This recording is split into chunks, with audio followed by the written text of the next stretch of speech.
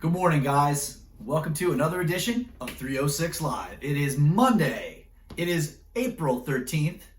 It is the year 2020. And we are still here. All right. It is raining. It is dark. It is cold. It is nasty. And so we are inside where we are going to read a story about an even colder, nastier, scarier, spookier day. Okay? But before we do that, let's do the triangle activities, which are, of course, today's famous birthday, and it is famous, extremely famous right now. Mr. Brendon Urie turns 33 years old today. He is best known for being an extremely obnoxious singer. My niece Cora's favorite song in the whole world, where he goes, "Enter the unknown!" like that, many times, many times. You haven't lived until you have heard a very small, squeaky person sing that song at the top of her lungs all weekend long. It's a really good time, trust me. Okay, it is. So, famous obnoxious singer, Brendon Urie, 33 years old today. Today, on this day in history, 1970 is the day that the Apollo 13 mission experienced, shall we call them, technical difficulties. Technical difficulties on a mass scale. Now, the Apollo 13 rocket had 3 men on board, and it was intended to land on the moon. It was going to be the 4th, maybe 5th manned mission to walk on the moon. So these guys were hype, right? Because they're going to walk on the moon. Unfortunately, due to a gas tank explosion, an oxygen tank explosion, the famous words were uttered, changed by Tom Hanks in the movie. But the famous words, "Okay, Houston, we've had a problem here."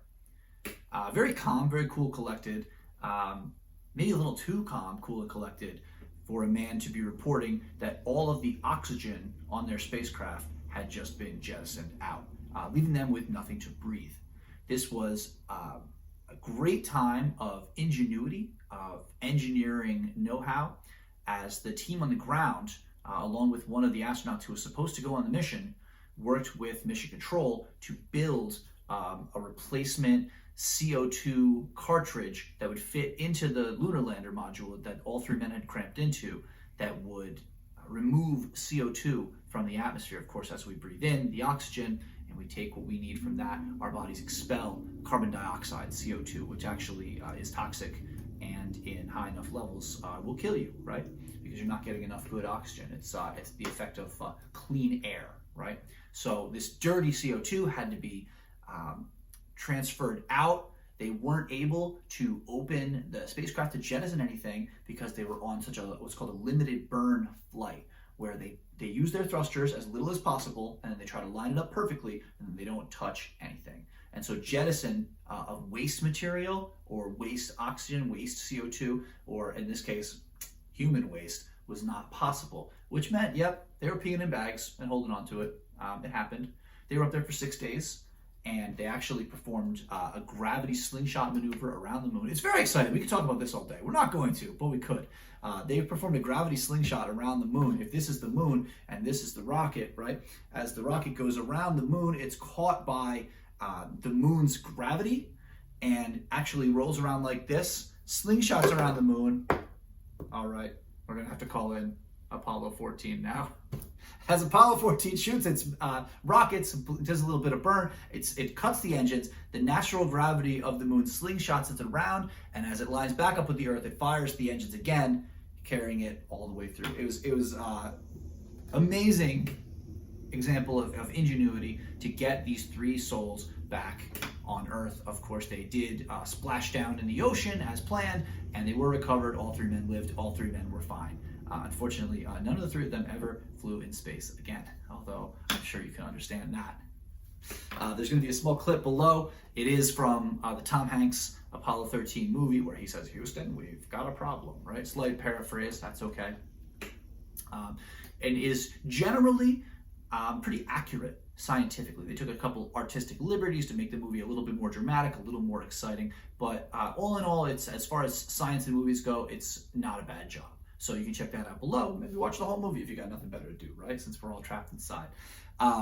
We are going to move on to Pat Carmen's 315. We've got an icy, slushy, spooky, scary story for you today.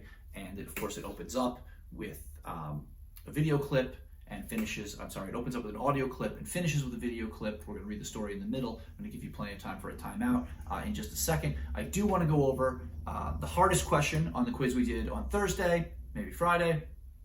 The days, they really, they run together, don't they? So the question was, what city, what country is the Nobel Peace Prize given out annually? Okay, it's a little bit of a trick question. And so the answer is not as simple as you might think. The Nobel Prize for physics, chemistry, physiology, literature are given out annually in Stockholm, which is in Sweden. Okay, but the Nobel Peace Prize is given out in Oslo, Norway, and it's the only one that's given out in Norway. Nobel himself was a Swede from Sweden, possibly untrustworthy, but the Nobel Peace Prize is given out every year in Norway, in Oslo. Okay, so there's your answer. Unfortunately, nobody got it right, but keep firing through and get it right next time. Okay, so Peace Prize, Norway. Every other Nobel Prize, Sweden. Moving on to Pat Carmen's 315. As you set yourself up for the audio clip, it's a weird one today. The password is MCTWIST, M-C-T-W-I-S-T, MCTWIST. It's, I'm guessing, some type of snowboarding maneuver or trick. So go ahead to 315stories.com, put in the password MCTWIST. It sounds like some kind of ice cream you're going to order at McDonald's, but I believe it to be a snowboarding trick. So go ahead, listen to that. When you're ready, give it a time in, come back, and we'll start with the chapter.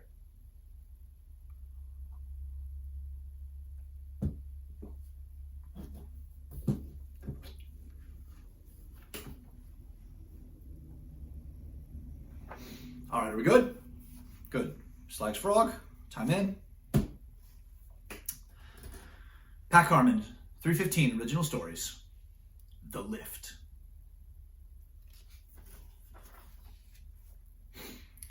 A late season storm bringing a foot of fresh powder to the mountains was a rarity. When it happened during the middle of the week and forced the schools in the small town of Buckley to close, it was a gift from the snowboard gods. At least that's how Adam Thomas and Dylan Smith looked at it.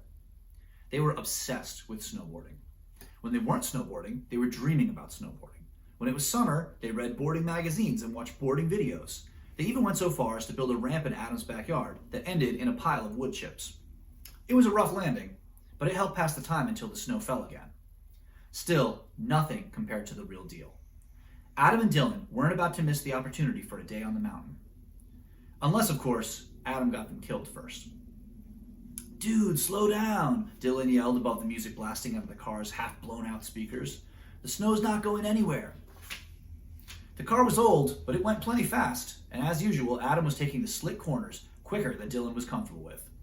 He held onto the door handle as Adam threw the Honda into another slide around a blind corner on the narrow, snow-covered road. "No worries, bro," shouted Adam. "I got this." As the car drifted into the other lane, Adam screamed with joy and honked the horn. He punched the accelerator and the tired engine roared in protest. The studded snow tires bit into the softer snow and the car clawed back into its lane. A moment later, a delivery truck blew by in a hurricane of snow and debris. 5 seconds, Dylan yelled. "Just 5 little seconds and we'd have been face to face with that thing." Adam didn't even seem to hear Dylan. "Don't you feel it, bro? The mountain is calling us. And today, I promise you, I'm going to land that 360. So 360, of course, is when you're going forward, you jump, and you make a 360-degree rotation, coming all the way around to land facing the same way, right? If you jump and you land backwards, that's a 180. 180 plus 180, boom, 360. See, you thought I didn't know about snowboard tricks? There it is. Dylan did not contradict him. He wasn't stupid. Adam could brag all he wanted, and Dylan would let it slide because of one all-important fact. Adam had the wheels. Adam had the car. Without Adam, Dylan was stuck. No car, no wheels, no snowboarding. Dylan had some serious tricks of his own he wanted to bring out of the backyard and up to the mountain. He reached forward and turned the volume down on the stereo. "Just take it easy," he said. "The snow's still going to be there, whether we arrive in 10 minutes or 20. And either way, you know I'm going to rule the mountain." Because here was the thing. Adam might have had the wheels, but Dylan had the mad skills, like me at Fortnite. He landed his first 360 2 seasons earlier, and Adam had been eating powder ever since. Being younger by a year made it only sweeter. Remember what happened to Bobby Miller? Adam asked, punching in the clutch and quickly downshifting as they came to a hairpin turn. He wasn't really asking, Dylan knew. This came up all the time with Adam, and Dylan had learned to roll with it. Yeah, whatever. I'm serious, Adam said with a raised eyebrow. He was that hotshot boarder. I mean, he could do stuff that you could only dream about doing. Is that right? Dylan said. Not sure if he'd been insulted or if it was just Adam blowing more hot air. He was awesome. You know he was. Until he ran into something he couldn't beat. A tree, said Dylan, as if he'd heard it all before, which he had many times. I know the story, Adam. It's not like it's new or anything. Adam took his eyes off the road and stared at Dylan. Dead. Yup. According to the stories, he was dead before he hit the ground. I mean, the snow. Broken neck. Dylan felt the chill flutter down his back.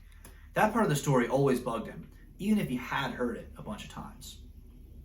He turned up the heat in the car and gazed out the window. As Adam slid the car around another curve, Dylan caught a glimpse of a person walking way off in the woods. He was holding a snowboard in one hand, dragging it on the ground. Whoever it was glanced over his shoulder as the car passed. Hey, did you see that guy? You saw a person, Adam said, out there?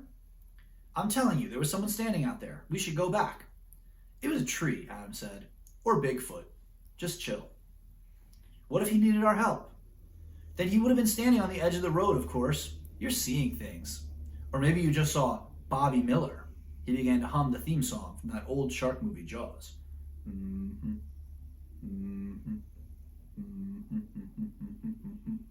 You're starting to freak me out, Dylan said. Adam shrugged. They said it was like a black shadow on a board, riding right through the trees, doing all sorts of bizarre tricks. You've got to wonder.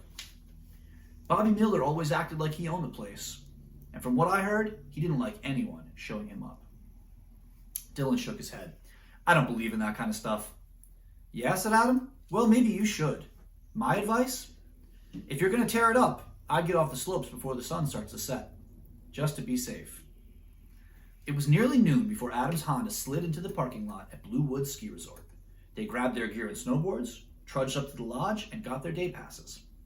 10 minutes later, they were standing in some of the best powder they'd ever seen. It was amazing snow, perfect for testing out new tricks. It'd be like landing in 6 feet of cotton candy. Welcome to Bluewood, boys, the lift attendant said as they waited in line. They knew this guy by sight.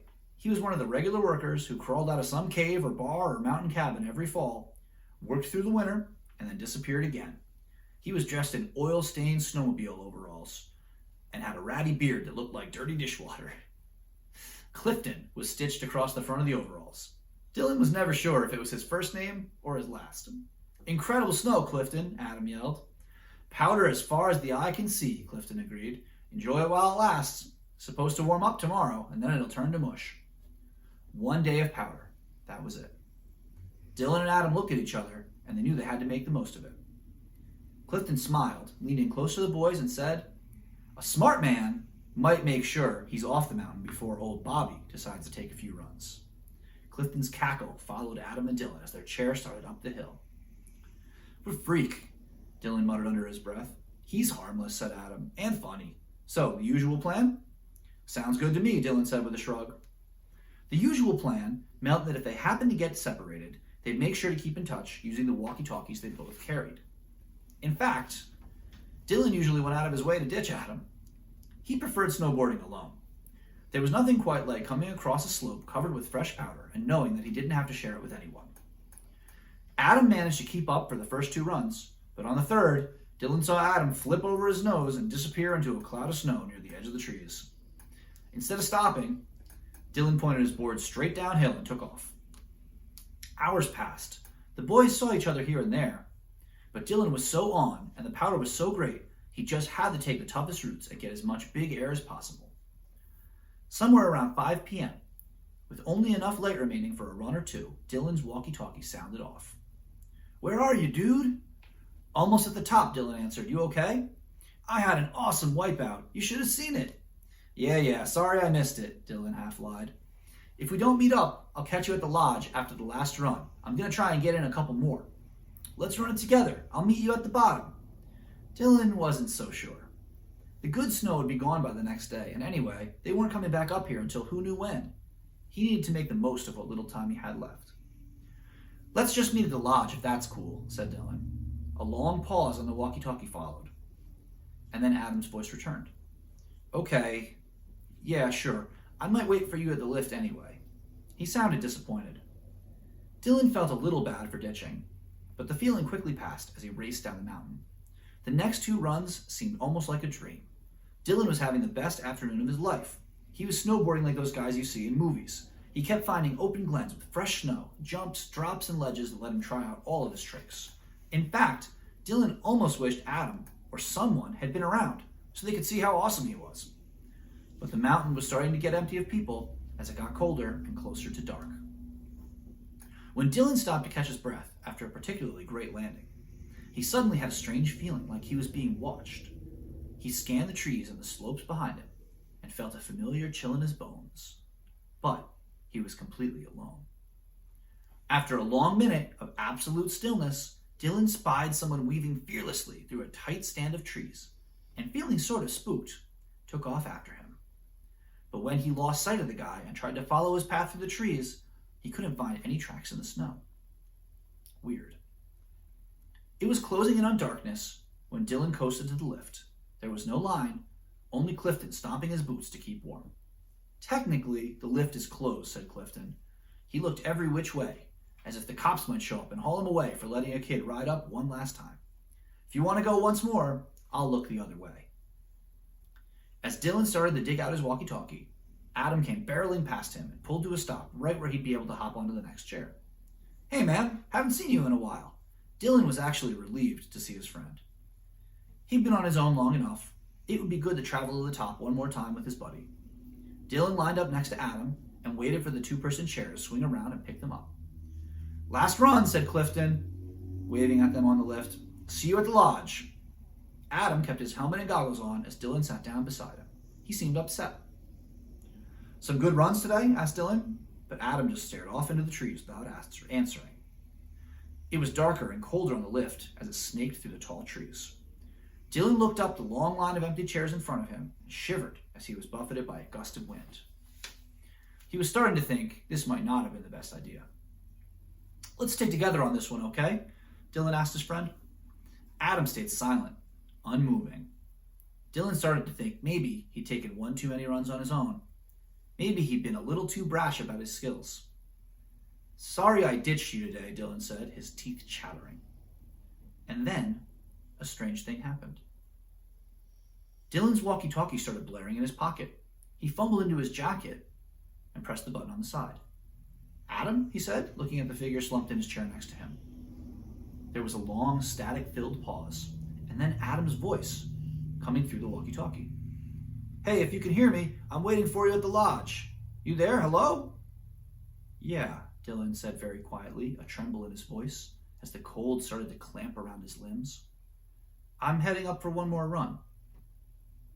Another long pause, then Adam was back, quieter this time. Just get off the mountain, okay? It's getting dark. Dylan twisted around in his seat and looked at the line of empty chairs going all the way to the bottom of the mountain. Clifton was gone. Everyone was gone. It was like Dylan was the only living thing on the mountain. Him and whoever, or whatever, was sitting next to him.